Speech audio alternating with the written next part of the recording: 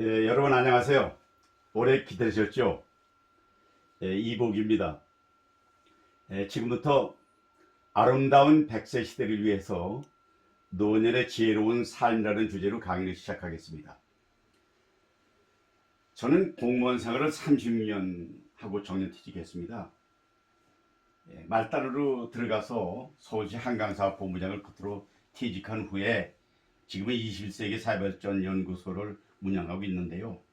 그동안에 상도 훈장도 여러 번 받고 책도 몇 권 쓰고 또 강사로 삼성경제연구소 강사협회 멘토협회에서 명강사를 치고도 받았습니다. 그런데 이것은 강사들이 다 지내간 것은 지내간 것 뿐이지 이걸 앞에 내세우고 나 때는 왕년에는 하면 아무 의미 없다는 걸 말씀드리면서 야 이복윤 네가 왜 거기서 나와 이런 얘기를 해요. 그럽니다.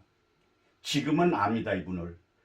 현대인재개발원의 최학재 팀장이 어디서 강연을 하는 것을 제 친구가 캡처해가 저한테 보내줬습니다. 보니까 6사람이 공통점 해서 보니까 파우자싱은 102살의 영국 사람인데 마라톤을 완주한 분이고 시바다 도요는 일본 여사인데 99세에 시를 써가지고 시집이 160만 을 팔렸고 그 다음에 송혜씨, 김성근 감독, 이묘수씨 그때 200을 넣었더라고요. 왜 했냐 했더니 이 주제가 뭐냐면 제가 일간지에 은퇴한 시청 공무원이 칠순의 억대공봉 스타 강사 된 비결 이러고 방송에 나온 걸 여러분 봤다 그래요. 강사는 드러날 수 있지만은 한마디로 말하면 액티브 시니어 나이가 들었지만은 활동하는 사람들이라는 얘기로 저를 소개한 것 같습니다. 근데 우리 아까도 사회자가 말씀했습니다만은 우리 안병재 회장님께서 저에게 페이스북에 이렇게 격려했습니다. 늘 응원합니다. 열정은 강사계의 송해, 목소리는 강사계의 이주일. 근데 쑥스럽긴 하지만은 싫지 않은 격려 말씀이었습니다. 저는 인생을 마라톤에 비유를 합니다. 저만 하는 게 아니겠지만은 마라톤은 출발에서부터 결승전에 도달하는데 결승전은 한 사람이 도착합니다. 그런데 제가 여러분들보다 먼저 출발했습니다. 이제 나이를 저기 밝힐 수는 없지만은 정년 퇴직한 지가 지금 18년이 넘었으니까 대강 나이 짐작이 할 겁니다. 그런데 돌아보니까 이제 돌아보이는 게 보입니다. 그래서 제가 돌아온 길에 대한 노년에 대한 문제 이런 것을 여러분과 같이 공유하고자 합니다. 100세 시대라는 말을 많이 씁니다. 근데 100세 시대는 100세는 죽지만 않고 살아있으면 누구나 나이를 먹습니다. 근데 100세 세대가 된다고 해서 리스크가 없는 게 아닙니다. 첫째가 장수가 리스크입니다. 가난하고 병들고 소외하고 고독한 장수, 이게 리스크입니다. 두 번째는 자금 리스크입니다. 살면 돈이 필요한데 연금도 그렇게 흡족하지 못하고 주식 투자 지금 잘 안 되고 저축 금리 약하고 부동산 새로 안 됩니다. 그러니까 이게 이제 나이 들면서 오래 사는 것이 바로 리스크라는 거죠. 세 번째는 시간 리스크입니다. 살아가면서 품위 유지하고 하고 싶은 일 하고 해야 되는데 시간이 젊어서는 모자라지만 이제 시간이 남습니다. 이 시간을 어떻게 보낼 거냐, 이게 이제 고독한 문제로 연결되는데 가난하고 이제 여로운 삶입니다. 근데 OECD 가운데 우리나라가 자살률이 세계에서 OECD 국가에서 제일 많다는데요. 이게 과거에 누리던 어떤 레벨의 수준을 나이 들어도 못 누리니까 결국 견디지 못해 자살한다는 분석하는 사람이 있더라고요. 근데 자살이 돌팔군 아니라는 겁니다. 그러면 누구나 노년이 다가오는데요. 노년에는 반드시 리스크에 대비해야 됩니다. 알아야 될 게 있습니다. 다 아는 얘기일 수 있습니다. 그러나 입장이 바뀐다는 겁니다. 뭐냐면 생활 리듬이 바뀝니다. 두 번째는 경제 감각이 둔해집니다. 또 건강 체력이 이제 안 되죠. 더한 것은 가정이나 사회에서 역할이 옛날에 비해서 미미해집니다. 이걸 알아야 됩니다. 그렇다면은 건강 유지를 위해서는 우리는 뭘 해야 될 거냐, 이게 문제지 않겠습니까? 첫째는 인생을 즐겨야 되는 것입니다. 최소 비용으로 부부가 손잡고 산책을 하거나 등산하거나 돈 들이지 않고 즐기는 걸 훈련해야 된다는 겁니다. 두 번째는 같은 값이면 건강한 체력을 관리해야 됩니다. 헬스클럽에 간다거나 걷기 운동을 한다거나 아니면 뭐 단전호흡을 한다거나 자기의 건강 체력을 관리 위해서 노력을 다해야 됩니다. 세 번째는 가장 문제는 치매 걸려서 가족들에게 피곤하게 주는 거 하잖아요. 치매 예방 교육 같은 걸 받아야 됩니다. 그 다음에 건강검진을 소홀히 말고 필수적으로 받으라는 겁니다. 그 다음에 네 번째 중요한 건 넘어지지 말아야 됩니다. 넘어져서 골다공증에 의해서 뼈가 부러지거나 골절돼가지고 그렇게 되면 인생을 그렇게 막아는 게 많이 봅니다. 그러니까 항상 조심하되 응급시에는 항상 119를 부르고 휴대폰을 항시 휴대해서 유사시에 주변에게 알릴 수 있는 이런 시스템을 갖추면 좋겠다는 겁니다. 그래서 아직 늦지 않았으니까 여러분 건강을 유지를 해서 준비하시기 바랍니다. 두 번째 준비할 게 자금 확보를 위한 대비책입니다. 어떻게 돈을 가지고 유지할 수 있느냐는 거죠. 첫째는 노후 대비 저축을 하는 겁니다. 나이가 지금 보는 분들 중에서 많은 사람 작은 사람이 있겠습니다만은 문제는 아무튼 노후 대책을 위해서 저축을 하는 건 필수입니다. 두 번째는 일단 노인이 되면 고향으로 또 귀촌, 귀농 해가지고 생활비를 더 들고 건전하게 맑은 공기 마시면서 생활하는 거. 이것도 하나의 방법입니다. 그다음에 취업하고 창업하는 거. 이건 나이 들었다고 그냥 죽기만 되는 게 아니라 무언가 취업해서 돈을 벌고 새로운 사업을 시작하는 거. 이것도 한번 권고할 문제입니다. 네 번째는 이제 그동안에 살아오면서 느낀 경력, 스펙 이것을 활용해가지고 재취업하는 겁니다. 예를 들면 건축기사다, 토목기사다 하면 젊어서는 시공을 했겠지만 이제 감리하는 것 정도는 가능하거든요. 이런 것을 해달라. 그러니까 뭐냐면 일거리를 갖는 것은 돈을 확보하는 거와 일거양득이거든요. 이것이 늙지 않은 비결이다 하는 것을 말씀드리겠습니다. 세 번째는 시간관리의 문제입니다. 이게요. 첫째는 뭐냐. 누구나가 여가 활용을 통해서 취미 활동을 해야 됩니다. 이게 없다면 참 인생이 무의미하죠. 때로는 음악을 즐기거나 시를 쓰거나 사진을 찍거나 운동을 하거나 아니면 뭐 수집 운동을 하거나 하는 취미 활동은 필수적인 것입니다.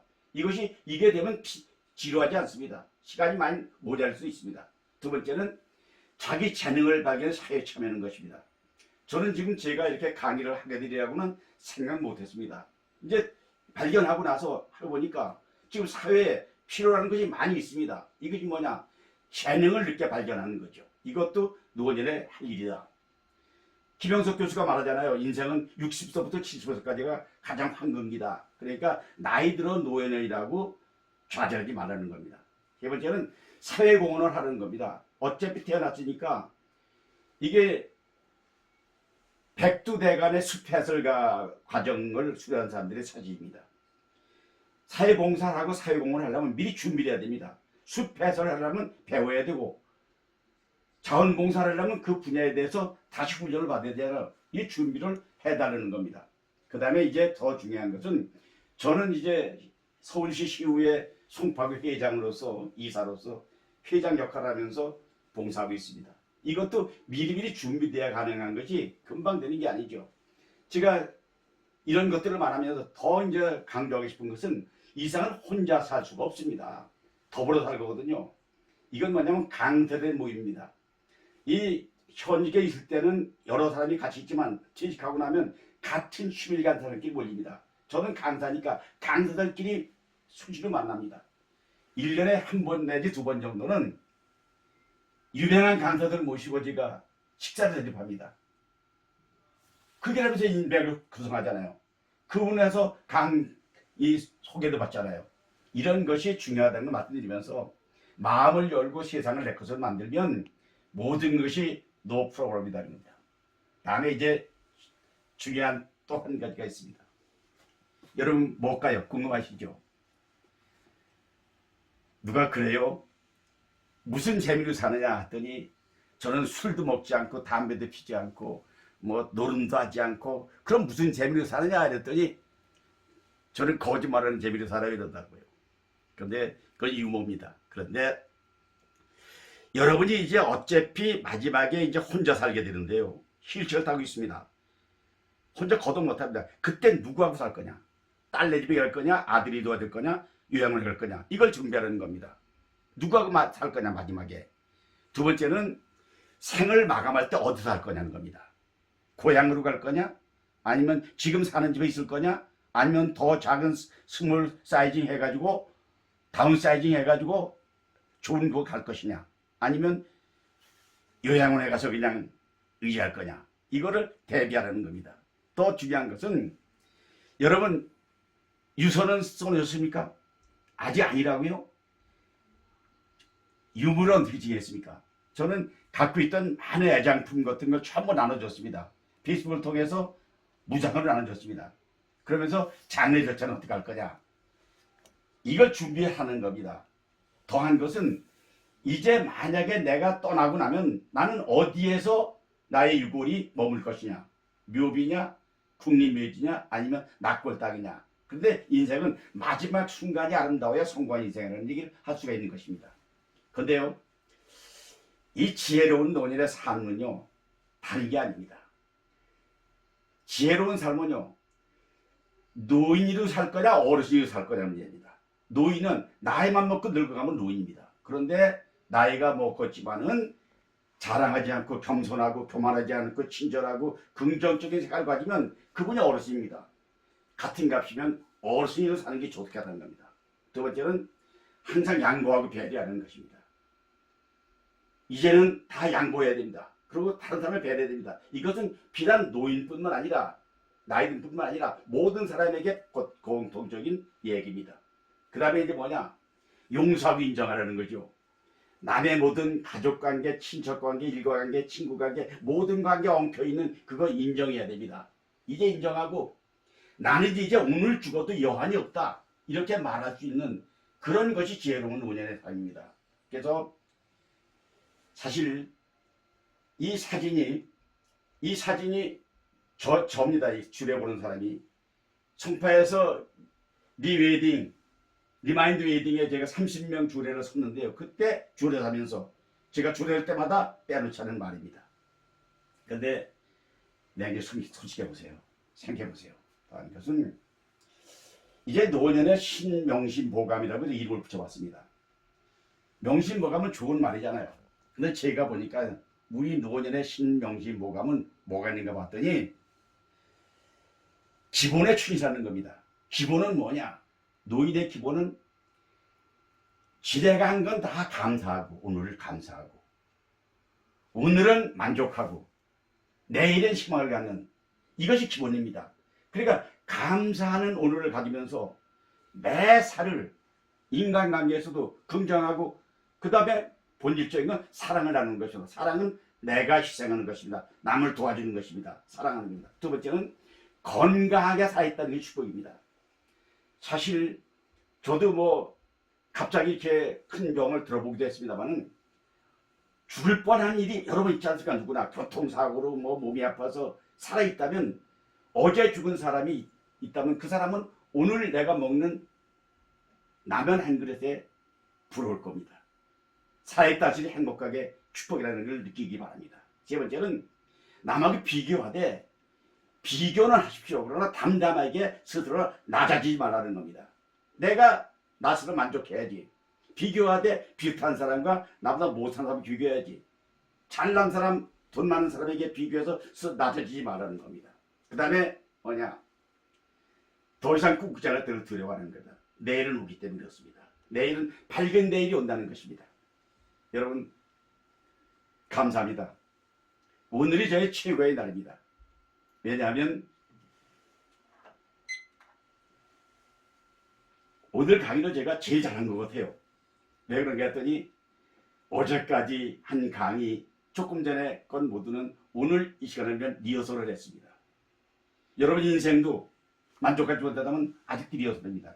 그러니까 결론 미래를 두려워하지 마십시오. 과거를 한탄하지 마십시오. 그리고 밝은 내일을 위해서 여러분 다 같이 이복여 더불어 화이팅 합시다. 승리를 위해서 벅찬 내일을 위해서 화이팅! 화이팅! 화이팅!